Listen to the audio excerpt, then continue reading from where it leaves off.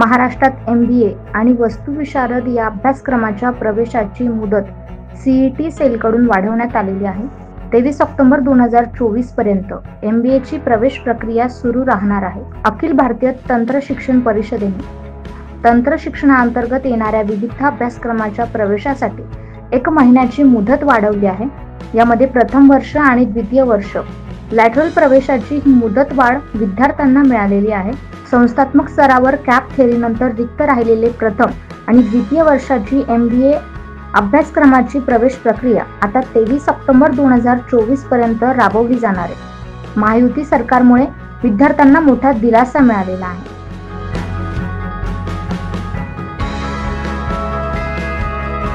Bureau report 9 news Maharashtra.